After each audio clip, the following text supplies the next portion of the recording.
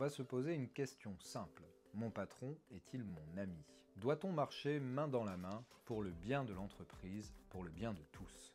Ce que l'on entend couramment de la part des patrons ou même des responsables politiques, c'est que si l'entreprise va bien, tout le monde en profite. Mais est-ce vrai? Dans la réalité, les employeurs et les salariés ne sont pas sur un pied d'égalité. Les décisions stratégiques, la répartition des richesses ou même les conditions de travail, en réalité, sont imposées par l'employeur.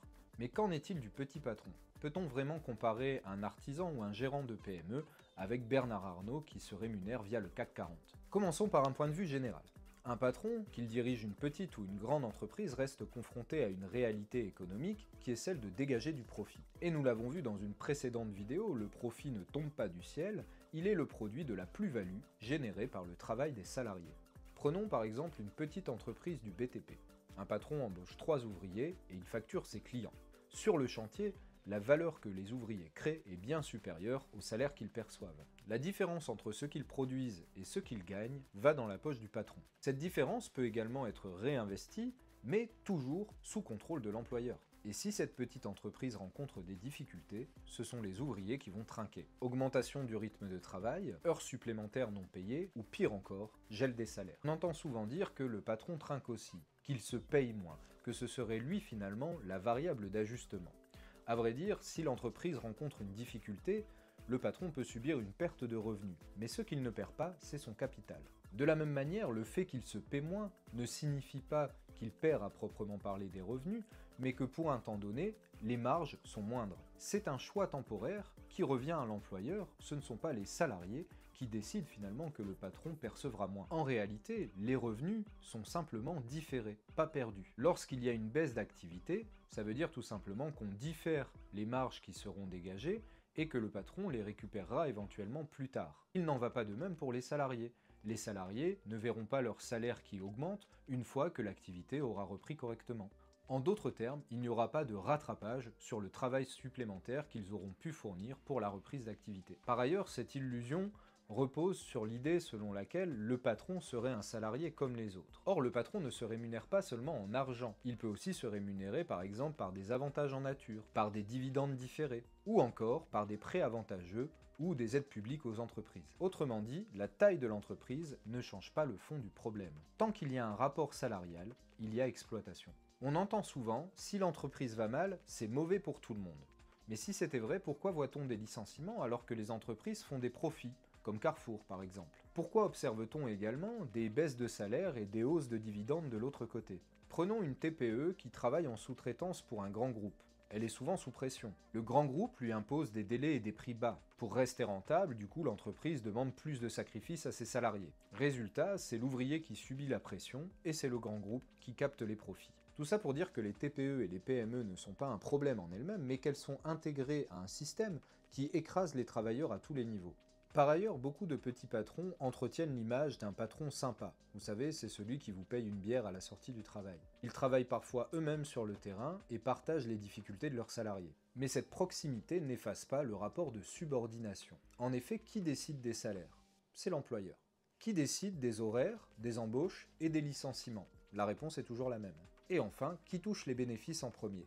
Idem, même réponse. Si on prend l'exemple de la restauration, de nombreux petits restaurateurs nous expliquent qu'ils ont du mal à joindre les deux bouts. Mais leurs employés, eux, travaillent en coupure, avec des heures supplémentaires non payées. Généralement, ils sont rémunérés au SMIC et on leur impose une grande flexibilité. Ce n'est pas une affaire de méchanceté du patron, mais tout simplement, son profit et son activité reposent sur cette surexploitation. Dans une PME familiale, le patron peut sembler à l'écoute, mais que va-t-il se passer lorsqu'on va demander une hausse de salaire ou d'autres conditions de travail? Pire encore, si l'on refuse une surcharge de travail, si l'on refuse de bosser plus ou de s'investir. Un exemple frappant est celui des boulangeries artisanales, où on y trouve souvent des apprentis et des employés à temps plein sous-payés. Beaucoup font des horaires de nuit, n'ont pas de primes et sont parfois victimes de harcèlement. Et dès qu'un salarié revendique des droits, il est remplacé par un salarié plus précaire, qui lui ne revendiquera pas. En définitive, ce n'est pas une question de gentillesse de l'employeur, c'est juste que sa rentabilité dépend des bas salaires et du fort engagement de ses salariés. De fait, les petits patrons sont souvent sous pression. Il y a la pression des banques, il y a la pression des donneurs d'ordre, et il y a la pression d'un marché concurrentiel impitoyable. Tout simplement, le petit patron est prisonnier d'un système où il doit exploiter ses salariés toujours plus pour pouvoir survivre et faire perdurer son activité. Ceci explique que parfois, les petits patrons peuvent temporairement faire alliance avec les salariés. En 2023, par exemple, les artisans et les commerçants se sont mobilisés aux côtés des salariés contre la réforme des retraites parce qu'eux-mêmes allaient perdre des droits. On trouve également des patrons agriculteurs qui vont se mobiliser contre la grande distribution parce que celle-ci les écrase. Mais ces alliances restent d'abord des alliances tactiques et limitées. Les petits patrons veulent avant tout préserver leur entreprise, et non pas remettre en cause le système qui les enrichit. Il n'y a presque aucune chance qu'ils soutiennent les luttes salariales dans leur propre boîte. Un des arguments qu'on entend souvent, c'est que mon patron n'est pas un tyran et que je ne me sens pas exploité. Alors premièrement, si l'exploitation était toujours visible et brutale, elle serait beaucoup plus facile à combattre. Mais dans la majorité des cas, elle est invisibilisée, normalisée, voire même intériorisée par les salariés eux-mêmes.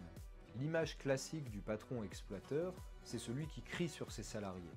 Mais dans l'immense majorité des cas, l'exploitation est beaucoup plus subtile que ça. Prenons l'exemple d'un salarié d'une PME dans le numérique. Il a un salaire confortable, un beau bureau, il peut prendre des pauses café et son patron lui parle avec bienveillance. Pourtant, il n'en demeure pas moins vrai qu'il génère beaucoup plus de valeur que ce qu'il perçoit en salaire. Le fait qu'il ne soit ni harcelé ni sous-payé ne change rien à la réalité économique, à savoir qu'une partie de la richesse qui est créée lui est confisquée. Dans les TPE et dans les PME, cela prend souvent la forme de sacrifices consentis. On reste une heure de plus par solidarité avec l'équipe, on accepte des gels de salaire parce que la boîte traverse une passe difficile, ou encore on renonce à poser des congés parce que c'est pas le moment. Ces situations sont présentées comme normales, mais elles traduisent bien un rapport inégal. Le salarié peut faire tous les efforts qu'il veut, le patron garde la main sur les décisions, la répartition des richesses et les conditions de travail. Mais du coup, pourquoi les travailleurs acceptent-ils cette situation? Premièrement, parce que beaucoup de salariés n'ont jamais connu d'autres formes d'organisation du travail. S'ils ont toujours travaillé dans une entreprise avec des faibles salaires et une forte pression, ça leur paraît tout simplement naturel. Un exemple marquant est celui des caissières de supermarché. Elles ne se sentent pas exploitées parce que souvent elles comparent leur situation avec des situations bien plus précaires que les leurs. Pourtant, elles sont soumises à des cadences strictes, des salaires bas, et la reconnaissance est rarement au rendez-vous. C'est seulement lorsqu'on menace de les remplacer par des machines, ou qu'elles voient qu'ailleurs ça se passe différemment, qu'elles prennent conscience de leur exploitation. Un autre élément, c'est l'idéologie patronale et la personnalisation des liens du travail. Dans les petites entreprises, l'exploitation est souvent masquée par un lien direct et affectif entre le patron et les salariés. C'est le fameux « on est comme une famille », mais au final, il y a une seule personne qui décide des salaires. Ou encore ici, on n'a pas besoin de syndicat, et au final, il n'y a qu'un seul maître à bord. On l'entend souvent aussi, si je pouvais, je vous augmenterais. Mais l'entreprise est là pour faire du profit, pas pour être équitable.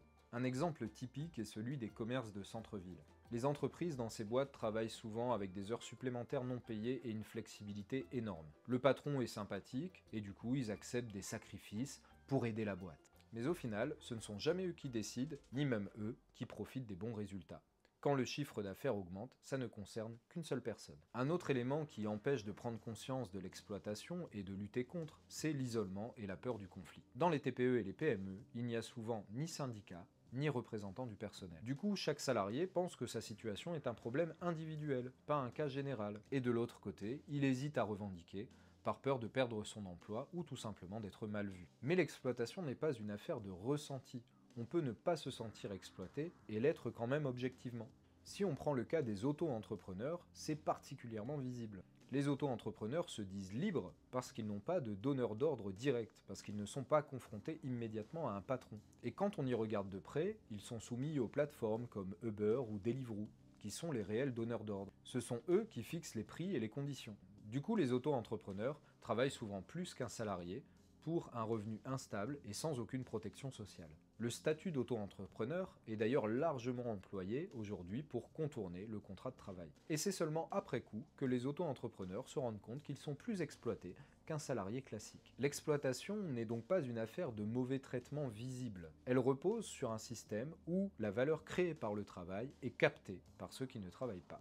Du coup, faut-il marcher main dans la main avec le patron pour le bien de tous? Même dans les TPE et les PME, le rapport de force entre les travailleurs et les patrons existe. Certes, le petit patron peut être plus accessible et plus humain, mais il reste un patron, c'est-à-dire quelqu'un qui doit maximiser la rentabilité, et ce, à tout prix, souvent du coup au détriment des salariés.